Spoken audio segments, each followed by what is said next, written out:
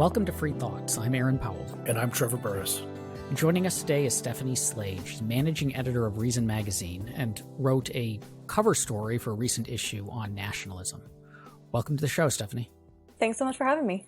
Isn't a nationalist just a patriot? Just someone who loves their country?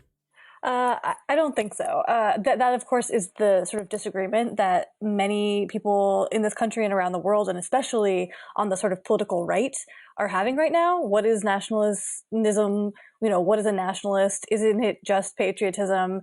Some people, including some high-profile people, foremost among them National Review editor Rich Lowry, have argued, nationalism is just patriotism. It just means that you're proud of your country, you love your country. What could be wrong with that? I think that is not a helpful way to go about, understanding these words, is to conflate two concepts that have very different connotations, and one of which I think almost everybody knows what patriotism means instinctively. We have a sort of shared understanding of that. It's very positive, overwhelmingly positive connotations. Not so with nationalism, and so I don't think introducing that sort of conflation is very helpful. So how does Rich Lowry in particular, because he seems to talk about the importance of borders and the importance of having nations and almost compare it to some sort of borderless cosmopolitan world, is that kind of what his nationalism is? That's part of it, yeah. And of course, there's a lot of disagreement about what goes into, like I said, what goes into this word and what goes into this movement or this idea of nationalism. And his is a less fleshed out policy program. So he spends a lot less time in his recent book on this subject, talking about exactly what he thinks needs, what policy program needs to be associated with nationalism. And he spends a lot more time talking about how we should be proud of our country and we should, want to maintain our sort of cultural homogeneity and a sort of sense of unity among the people. And basically, he wants control over our borders and thinks that nation states are a good thing, all of which I think is fairly defensible. But I have a couple of problems with that. One of which is that he continuously, even in the course of his book, and his is I think the most defensible version of nationalism, he continuously slides into some dangerous and kind of icky territory, talking about keeping foreigners out because they don't come from the same cultural stock that we do as Americans. And also, the vast majority of the other conservative nationalists out there have a much more aggressive policy agenda that they are hanging on this word. You mentioned that two of the motivating factors behind, or attitudes behind, this contemporary nationalism is that it's good to have pride in your country, and it's good to have a shared culture, and people who aren't part of this country are going to undermine both potentially. And those strike me as interesting claims for someone to hold, in the sense that, first, do people like Lowry and other nationalists genuinely imagine that most Americans aren't proud of their country, or dislike America? I'll ask that question first, because that just seemed to be there's this, you hear it from the right a lot, but that, we don't like America anymore. We hate, not the right does, they think the left hates America. The left, Obama went around apologizing for America and so on. But that just doesn't seem to be borne out by experience. I don't imagine Americans are less into America than they used to be. They might be less into their government than they used to be, but that's I wish they were less into their government than I think they probably are. I want to be fair to Lowry and say I think he identifies two sort of phenomena that aren't, he's not imagining them. He's not making them up. One of which is a sort of sense that among our elite institutions, and especially on college campuses, at prestigious universities, among the academia, among the sort of cultural elite on the left, there is a sort of preoccupation with identity politics and with I think he would say, trying to rewrite our history in order to cast us, America, as a sort of villain, right? This is a major theme that has animated the opposition to the New York Times 1619 Project, right? Is the idea that they're trying to rewrite our history and make us a sort of irredeemable villain in our own tale. I think that identity politics and a sort of desire to rewrite history and maybe a sort of loss of perspective on on that history is not a thing that they're imagining. People like Rich Lowry, I don't think they're imagining that. I think they're maybe blowing that out of proportion, so they too have lost perspective a little bit. But I don't think that I don't want to start this conversation by saying that he's like just completely fabricating the problem that he's responding to. And the other one, as sort of the other end, would be, I describe in my article, he sees threats to America from without and within. So that would be the threat from within, our elite cultural institutions sowing discord. And then the threat from without, he would say, I think, is the sort of move towards supranational governing institutions like the EU and the UN and the International Criminal Court. And he thinks that it's not a good thing for us to be moving the locus of governing power farther and farther away from the people, which I agree with, actually. I just don't know why he would want to stop it bringing it back to the national level when we could bring it back much closer than that. Well, and that kind of brings up the other question, which is the cultural side of things, because there's this strong sense among nationalists that there is or there ought to be a shared American identity, and that identity either isn't as strong as it could be or is fraying, and that one of the reasons it's fraying is because of either this loss of sovereignty to supranational governing organizations, or just an influx of people who aren't part of our pre-existing culture and so are bringing their own cultural values, which then lead to a diminishing of whatever this shared identity is. But again, this seems like a weird claim coming from the people who it's coming from, who tends to be social conservatives. And we know that social conservatism of the kind that is often articulated on the right is a minority position within the United States. And so what I wonder is, how much is the modern nationalist wave really just like a way for people whose cultural preferences aren't terribly popular to imagine themselves as the true bearers of American identity? Yeah, I think that's part of where this argument breaks down, actually, because again, there's always a sort of kernel of truth, or there often is a kernel of truth that these arguments are built upon. I think it's absolutely the case, and I don't disagree with Lowry and his sort of compatriots at all when he says things like, we have a unique national identity or a unique national culture in America, and that is important and valuable in it, and we ought not to want. We ought not to downplay the importance of that. I think that's all true. But I would say, like, well, if you were going to try to describe what it is that makes our American culture unique and exceptional, even historically, what has that meant? Well, it's been our commitment as a people to openness and pluralism, our commitment to limited government and personal responsibility, our adventurousness, our entrepreneurialism. It's our individual liberty, ultimately, at the end of the day, that has always made America, at both an institutional level in terms of like how our Constitution is constructed, and at a cultural level in terms of what is it that makes the American people who we are and what we are, and different from people elsewhere. It has always been these things. This is what, universally, we've always, and through history, we've always identified as the thing that makes us exceptional. And so those are the things that I want to, I want to protect, and I want to sustain. And I think that when you actually start listening to what the new nationalists are calling for, again, policy-wise, it's almost without exception, things that would undermine all of those commitments and those values. How is this tied to conservatism in a more general sort of philosophical sense? Because the thing that strikes me as fascinating about this movement is, historically speaking, for a few decades at least, many libertarians have felt closer to conservatives or Republicans ideologically. But there's always been an idea that conservatism is very different from libertarianism and its own type of collectivism.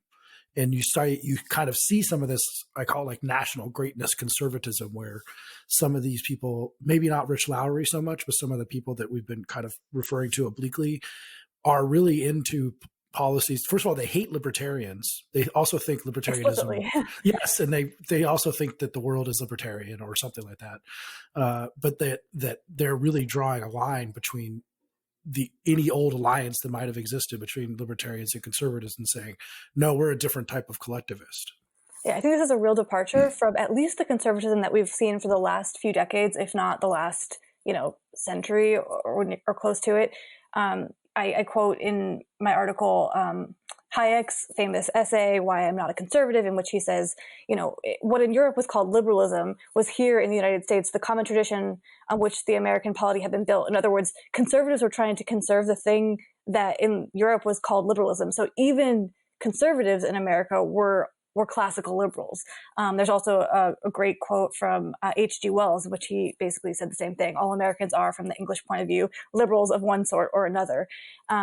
So I think, and even more recent history, since the sort of fusionist Reagan synthesis in the decades since Ronald Reagan, rose to power, the idea of conservatives being committed to individual liberty, personal responsibility, free markets, and free trade is just, this is just standard fare. There's been not a lot of controversy around that. And this is, again, like you said, not necessarily Lowry, but many of the other nationalists that he is sort of, I think, holding water for.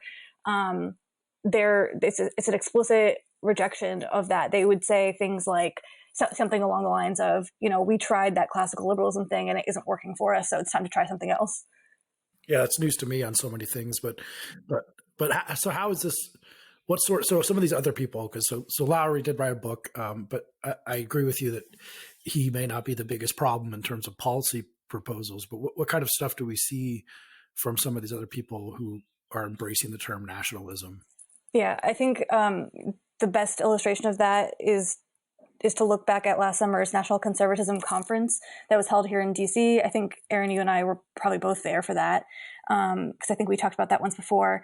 And so you had this 2 or 3 day conference in DC with a bunch of academics and thought leaders and, Bolton and Hawley. And so just like sort of thought leaders on the political right who have fallen into this nationalist conservative camp. And they one after another got up on stage and outlined the agenda that they have, the things that they think we need as a country. And those things have to do with closing the border, drastically restricting immigration, moving away from global free trade and globalism, lots of government expenditures to sort of what they call an industrial policy to sort of prop up the American manufacturing sector and help our workers and our producers and our companies to outcompete the foreign companies by whether that's through subsidies or investments in infrastructure or preferential tax breaks, also through punitive taxation and other sort of punitive measures that would say, hey, if you American company, open up factory in Mexico instead of in New Mexico, we will punish you in some way.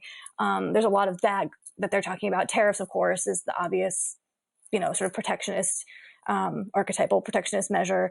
They also talked about, there's a lot of this conversation, which I don't know that I necessarily was expecting going in, that was just straight up big government social conservatism, sort of like a desire and a defense of using the heavy hand of the state, including the federal government, to impose and enforce conservative, moral sort of beliefs, to reorient the country to Judeo-Christian values, to try to make people behave in a more moral way. The idea is that we lost sight of how to be a moral people, and we need the government to get us back on track. So the subsequent debate that we've had a little more recently over banning pornography is a great example of this, but there are many, and it also ties back into, as you can probably tell, into the great Amari French debate of 2019.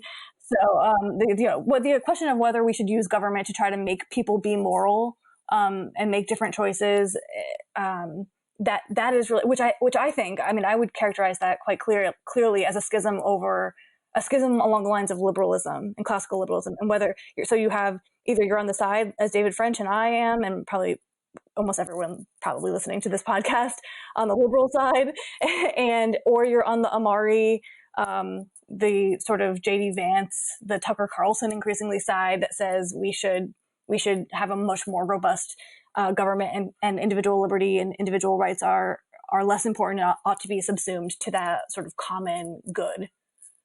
I guess I'm curious to nail down who the constituency is for this, who they're speaking to and who it is outside of. So bracket the nationalist intellectuals along the coast who are writing these books and having these conferences.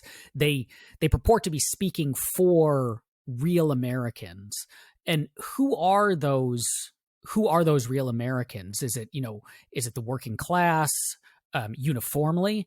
Is it religious Americans who feel abandoned by a secularizing country? And then to add on to that question and tying it back to the shift in cultural values and the imagined threat to a real America, are the constituencies that they are speaking to or claim to be speaking for, are they constituencies that at one point, I guess, were the real America and now aren't, just demographically based on opinion data and so on? Or have they always kind of been a minority and then for whatever reason now just feel more threatened than they used to? I think they would say it's a little bit of all those demographic groups that you just described. If you ask them, who are they speaking for?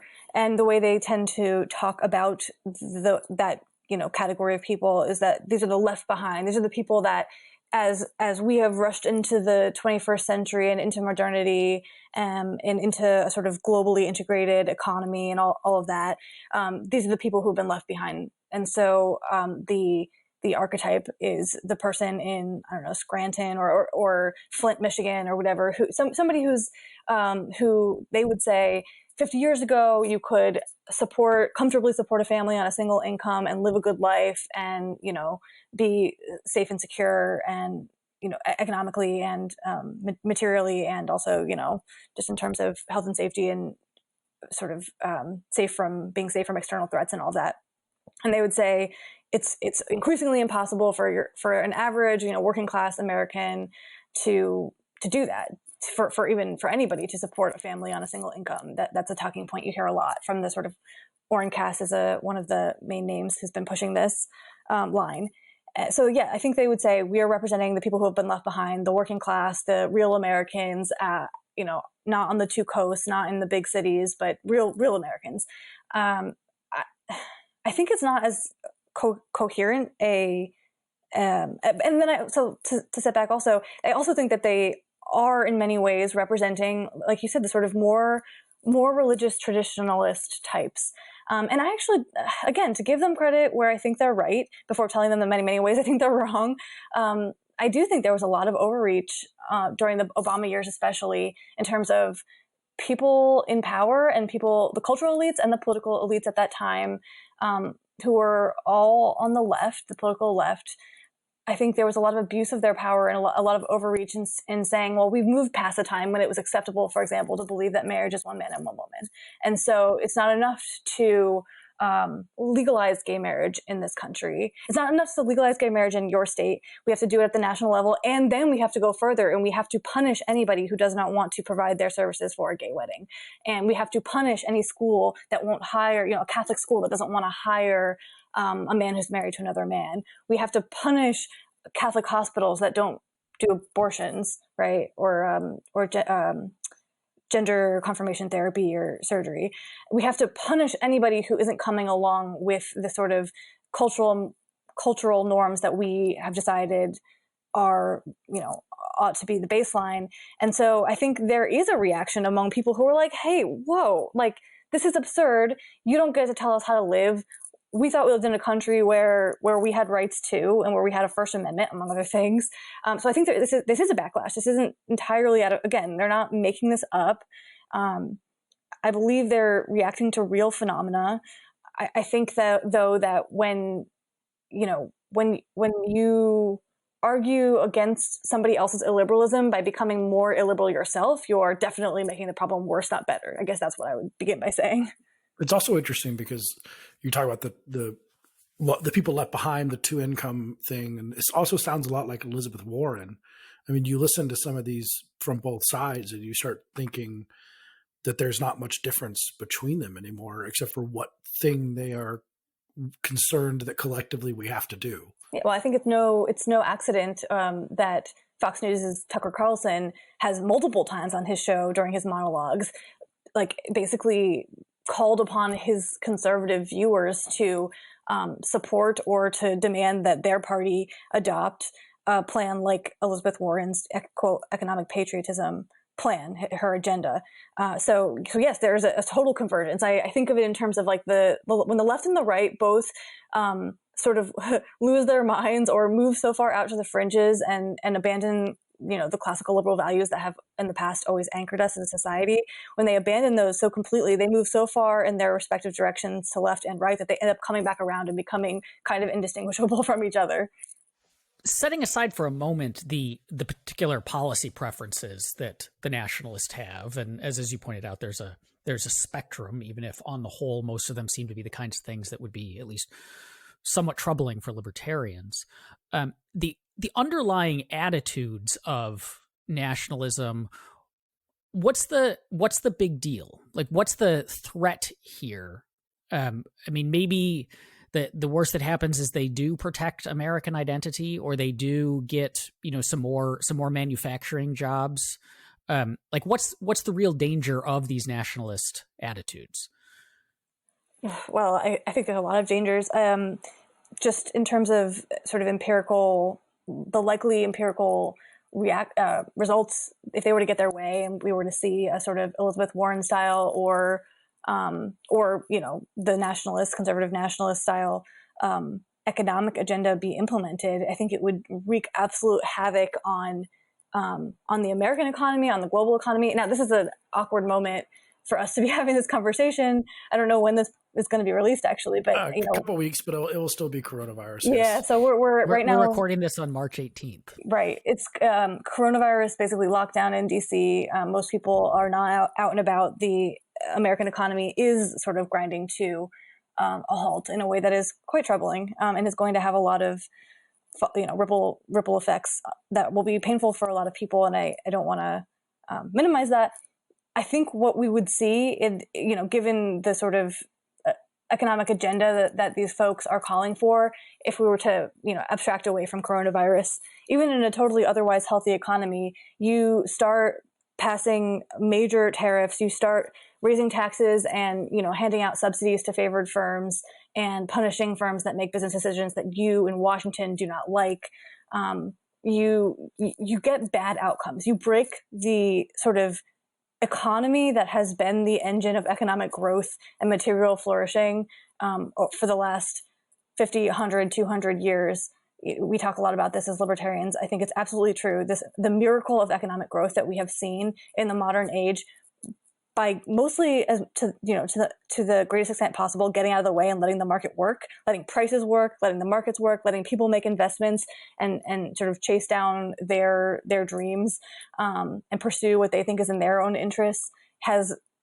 It works, and it has led to, again, sort of pre-coronavirus at least, one of the greatest, the greatest actually, like the greatest sort of material well-being that any society has ever known in the history of humankind. So I would be very, very nervous about the actual like concrete effects on human well-being that we would see here and abroad, both. I don't think it's the case that you can just, I'm not just arguing that it's wrong to sacrifice foreigners in order to protect Americans, although I do believe that, and I'm quite horrified when people like Rich Lowry say things like, well, even if global capitalism lifts hundreds of millions of people out of poverty in China, it's not worth it if it leads to a crisis here, or if it leads to an unemployment crisis here. I'm deeply disturbed by that way of thinking, to be honest with you, but that's not even what I'm arguing. I'm saying it would actually hurt people here as well, as it always does when we try protectionism. Do you see the thing that strikes me when we get to, say, Tucker Carlson, we mentioned, looking for a principled limit on what makes this conservative in any way, or what's the principled limit? I mean, is there anything? I mean, Tucker Carlson a while back was considering doing a segment on banning smartphones from kids under 14, just because if you see a problem and you say, okay, well, I see a problem, the government, I no longer have any principles about parental rights or parental responsibility, individual rights, I'm just going to have the government fix that problem. It seems at the end of that it's hard to say what is the philosophy that they're actually espousing if it's not limited by a conception of the moral limits of the state. Yeah, I think probably, I mean, again, it would probably depend who you talk to, but I think a lot of them would say, well, we are pragmatists, and we think that we have tried this classical liberal liberalism thing, and it hasn't led to the outcomes we wanted.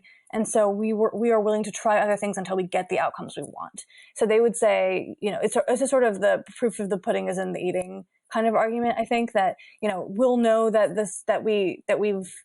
that the policies were good policies because they will lead to good outcomes. And of course, I disagree strongly with their assumption that they will lead to good outcomes, but it's a less principled argument, or a less abstract or moral case that they're making, I think. Almost technocratic. Yeah, in a way. I mean, yeah, like show me, flourishing data. It's the other point that strikes me is something I've said about conservatives for a while, even before this movement started. It was an open question of how much was it, hidden back before Trump, let's say. But the question of so conservatives have often complained about public schools for quite a while. But do conservatives, especially these type of nationalist conservatives, do they actually disagree with public schools in principle, or do they disagree with public schools that they don't run? Because that's what national greatness requires, a specific type of educational philosophy even. Yeah. I don't know. I mean, I guess it depends on the conservative, I guess. Sure. Yeah. But even the education, which again, they've been allies to some extent on school choice, might have been mostly about the fact that they thought the left was running the school system. Right. They wanted a sort of right of exit that they didn't have at that time. But if they could be in control, then they would be happy to sort of deny the right of exit to others. And I think this brings up another troubling avenue that this can all take, which is, so Stephanie, you said, one of the problems with their policy proposals is that the proposals won't actually lead to the good outcomes that they want. So slowing economic, if they result in like catastrophically slowing economic growth, that won't actually make things better for anyone, including their constituents and so on. But it seems like too that we can say that for a lot of Americans, the quote unquote good things that they want to achieve aren't actually seen as good things. Like there's fundamental disagreement between people about the goodness of these desired ends. And so the more, like, say, the more socially conservative parts of it, we wish that gays didn't feel as free to express themselves or live the kind of lives that they want to. We want to go back, say, to like when more women worked in the home and the husband was out there as the only breadwinner, and we had the Leave It to Beaver set up, or we're kind of upset about foreign-born Americans or second-generation immigrants or whatever, living out the kinds of lives they want because it conflicts with my preferences. Like those sorts of aims, even if their policies could achieve them, we don't necessarily want them to achieve them. And in fact, like the majority of Americans wouldn't want them to achieve them. And so I think that's one of the things that I notice in the conversations about nationalism from the nationalists is they speak as if the halcyon days that they long for were in fact good for everyone, when we have real reason to believe that for a great number of Americans, they weren't good at all.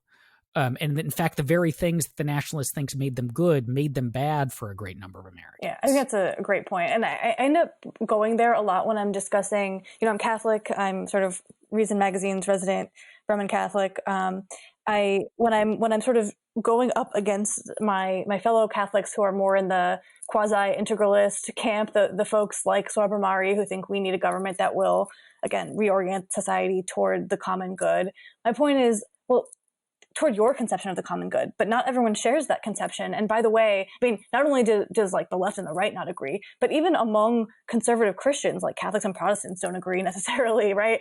And we Catholics, we're a minority of the population. We're 23% of the population in America, maybe. So any attempt to orient society to be more in alignment with our conception of the common good, I make the case that is literally the minority imposing its moral views on the majority by force, which is by definition tyranny. So I think very often that this argument, especially when it comes down to the social conservative components of it, fall into the same trap. And also on immigration, even. I mean, I'm very much an expansive pro-immigration person. I have arguments that would go beyond just what public opinion polls say on this, but it's sort of reassuring and gratifying to know that most Americans do think, they agree with me, that immigrants are, by and large, sort of a net positive on our society, economically, culturally. We are a country that is sort of characterized by our openness and our diversity and our pluralism and our just sort of desire and affinity for new experiences and that sort of thing. So it's not like there's some like tiny cabal of libertarians in Washington, D.C. that are imposing our, worldview on the rest of the country. Like in many of these cases where the conservative nationalists are pushing for change, they're the minority that wants to, overrule the majority, which is quite anti-democratic. And again, it's not all about democracy for me. I think often the sort of masses are wrong. But in this case, they have to kind of defend why they should have that right. One thing we haven't even mentioned is something that our colleague Alex Norasta talks about a bunch, which is it right to even call America a nation? Yeah. The definitional questions are really, really like prickly, I think, when it comes to this, because none of these words, they just don't have widely accepted definitions that that people just instinctively understand. So I totally, as a sort of abstract or academic conversation, I think it's interesting to talk about, and there's an interesting argument that we're not a nation in the traditional sense. We're certainly not one ethnicity, one single nationality in the sense of being one ethnicity, one people united by religion, ethnicity, and language. But I also can see how having these kinds of conversations and harping on a point like, well, we're not really a nation at all. This is actually the kind of thing that where we're now no longer really speaking to the average American where he or she is, because they think we are a nation and we're a wonderful nation and a nation that they're proud to be a part of. And so, I don't know that fighting that battle is a one that's worth sort of, it doesn't seem worth dying on that hill to me. Well, maybe rather than quibbling over semantics, which I agree, it can sound like you are doing that in a debate that it's sort of like tomato, but it's to say that we're a country with multiple, made up of multiple states with multiple sovereigns. And in many important ways, the point of America was that we can't really be compared. Like the great thing about America is that you can talk about like the Serbian people as a nation who have different times have had a country or been part of another country, or have had their own country, but saying that that's very different than America. I think that's more than quibbling over semantics and definitions. Sure, it is. It just, again, it's a tough question, because is there a way that we could argue that we are a nation, or a single people, a nation in that sense, but just defined in a different way or understood in a different way, characterized by different things than you might historically, especially from like a European lens, have thought. Maybe there is, like, we are a people who are characterized by those classical liberal values and norms, and a love of those institutions, and a belief in those institutions and values. And I don't know. I don't know what's to be gained by sort of categorically denying that that's a possible way to get to a nation. It's not, again, it's not the historical European way of getting there, but could we still be a nation? Maybe. I just don't know. I see. Yeah. This rejection of liberalism, not in the leftist sense, but in the kind of classical liberalism of the American founding sense that is common, especially with this new breed of intellectual nationalists. Does that represent, so you mentioned earlier that conservatives, like conservative parties, the Republican Party used to be much more pro-liberalism in this sense, like free trade and openness and so on, limited government, and that the new nationalists are decidedly not. They're much more collectivist. Does that represent a change in the broader belief system of conservatism in the United States? Or has there always been this strain of this kind of nationalism, collectivist nationalism, and these guys are just now more vocal. So I guess another way to answer the question is this as an ideology, is it growing in number of adherents now, or is it just louder than it used to be? I do think that, so I think it's sort of like yes to all those questions, right? There always was a sort of strain of this, even among conservatives. There's no doubt about that. It didn't come out of nowhere. I think it is growing. I think there have been a lot of people who have full on flip flopped, and Tucker Carlson is a great, vivid example of that. He used to be essentially a libertarian, so that is happening. I think a lot of it too is not necessarily as much among the leaders of the movement, but among the people more broadly, among conservatives, out there in the real world. A lot of it too, I think, is not. It's mostly. I think that partisanship is so strong.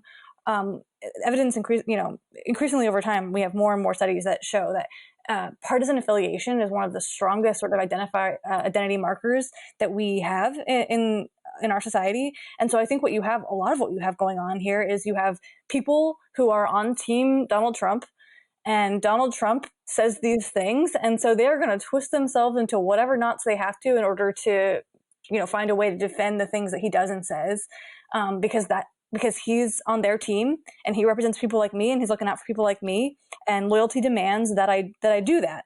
And so that were they like longtime, voices in the wilderness crying out for a more illiberal conservatism? No.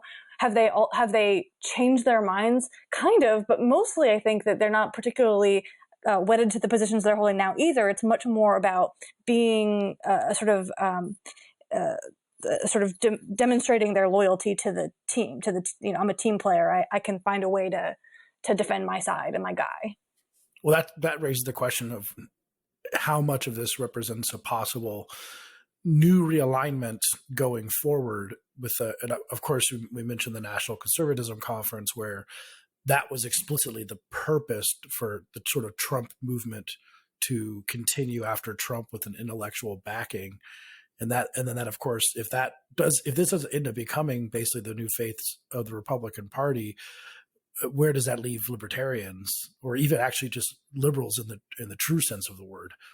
It's a great question. In my optimistic moments, I hope that both the left and the right are getting far out beyond their bases. So I don't think your average Democratic voter. I mean, we've seen this now just in the most recent Democratic primaries. I don't think the average Democratic voter, I've been saying this for a while, is a socialist. And I don't think I hope that your average Republican voter is not a nationalist, right? Or a sort of Catholic integralist type who wants to seize the control of government in order to, ban blasphemy and pornography and, enforce blue laws and whatnot. I don't think that the center of gravity of our electorate is as far out as these voices on both left and right are right now. And so I'm hoping, again, in my optimistic moments, I hope that because the fringes of the parties and the two sort of intellectual movements are moving so far out to the fringes that it will start to make us, actually the liberals, the true liberals, start to look like sane to people, because we're actually now closer to where they are. I hope. I would really like for this to happen. I'm not predicting that that's the case, but I'm hopeful that might be the case, or that at the very least there will be some sort of backlash. Like, now that we have seen that Bernie Sanders and the Bernie Sanders coalition does not have what it takes to win the Democratic nomination in 2020, is there going to have to be a realignment on the left now, where they got too far out in front of their base and they have to come, pull it back? And could we then, maybe in a few years in the future, depending on what happens with Donald Trump, see the same thing on the right? I hope so. I don't know if it's going to happen, but I hope so. I wonder too how much this ties in with demographic trends. That, one of the more interesting changes that's happened not just in the US but globally over the last 100 plus years is increasing urbanization, that people are leaving the countryside for the cities, and that trend is moving quickly and does not seem to be slowing down anytime soon. And that it feels like one way to look at the nationalism, particularly in its like set aside kind of Bernie Sanders style leftist progressivism and look more at the like openness to, cosmopolitanism, compare it to cosmopolitanism, is that cities tend to be cosmopolitan, and that people who live in cities tend to be comfortable with immigrants, much more open to new experiences. They're almost necessarily more comfortable with economic dynamism because cities are, the epicenters of economic dynamism. And that then people in the countryside are tend to be the more anti-immigrant, the more nationalist, and that these differences in opinions among the groups are becoming more stark as people move out of the countryside and into the cities. The ones who are cosmopolitan are the ones who leave, and so I can imagine that this realignment, to the extent that this new nationalism has any staying power, is that it has staying power in the rural areas, in the lower population density places, and I guess the hopeful vision is that that cosmopolitanism is at least more compatible with libertarianism and liberalism than the nationalist collectivism is. That's not to say that everyone in the cities is a libertarian, because they have a lot of left political views. But if you're going to pick one of them that there's more overlap with, especially now that the American right has abandoned most of the free market principles that it seemed to once hold. But if that's the realignment, it feels like, just based on ongoing demographic trends, the cosmopolitans kind of win out. And the message that libertarians have of openness and dynamism is one that's certainly much more appealing to them than it is to the nationalists. And so maybe that's how we can fit in, and we can kind of find more of a home, at least closer to the cosmopolitans, and just help them to check their worst economic urges. I think it's possible. I'm like a little bit reluctant to make sweeping predictions about how, whether that realignment is happening, whether it will continue. How markets solve problems is so hard to guess at in advance. And I could tell, I think, just to play devil's advocate, like a plausible story for why I think actually we might why that trend may be reversed, or we may move in a different direction. For example, like right now, as we are currently in 4 different rooms as we're recording this podcast, there is a sort of greater and greater ability to work remotely or telecommute and do jobs, many, many, many jobs from anywhere. There are a lot of policies, urban policy in big cities, which tend to be controlled by left of center governments, are doing basically everything that you could possibly imagine if your goal was to drive up the cost of living and the cost of housing, especially in those places. You have these people who joke about things like the U-Haul index, right? Like, it's much cheaper if you want to it's much more expensive if you want to rent a U-Haul and drive it from California to Texas, because lots of people are doing that right now, because it's so much cheaper to live in Texas and so much more expensive to live in California. And so I could tell a story where actually in the future we are going to de-urbanize. We're going to, people are going to be able to go back and live closer to their families because you can work from anywhere, and because we have such a great communications and transportation sort of network set up that's possible. And so I don't know, maybe we're going to continue in the direction we've been going, and urbanization is the future. And I live in downtown Washington, D.C., and I love it. So I'm not complaining about that outcome, but I'm not sure that that's necessarily what's going to happen. And so I'm not going to bank on it. Plus I've just been wrong every time I've made a prediction having to do it with politics in the last 4 years. So I'm kind of burned by that.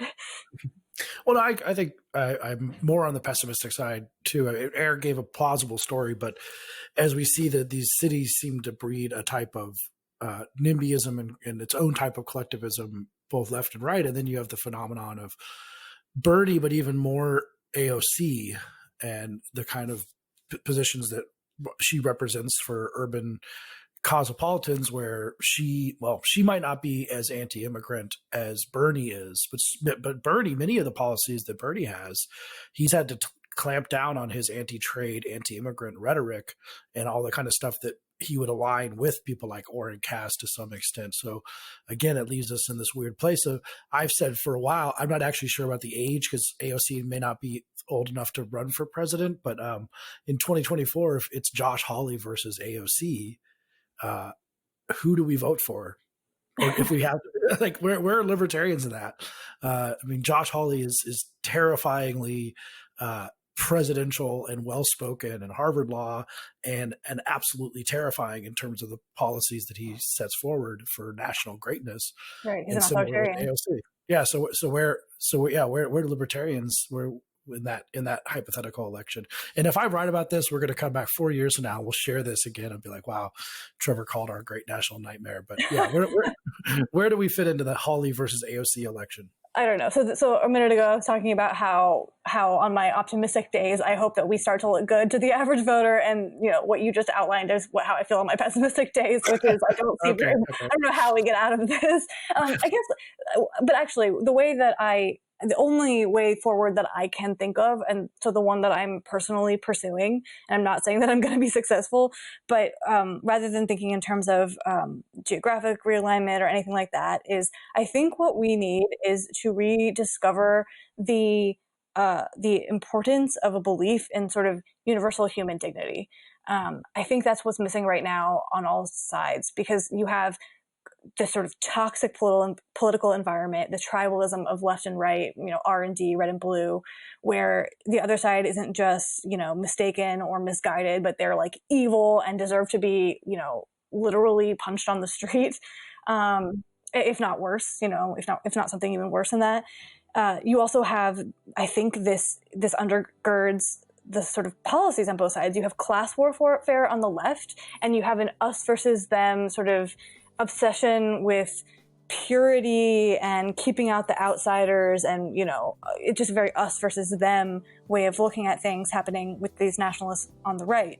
And so what's missing in all of these cases, it seems to me, is a belief that like other humans have just as much dignity as I have, that we're created equal.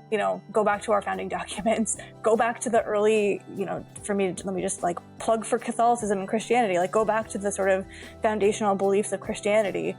These are the things that we're supposed to believe, and I think we've lost them, and I think that's a huge part of the problem.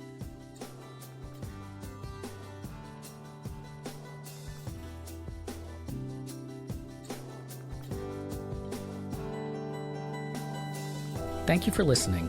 If you enjoy Free Thoughts, make sure to rate and review us in Apple Podcasts or in your favorite podcast app. Free Thoughts is produced by Landry Ayers. If you'd like to learn more about libertarianism, visit us on the web at www.libertarianism.org.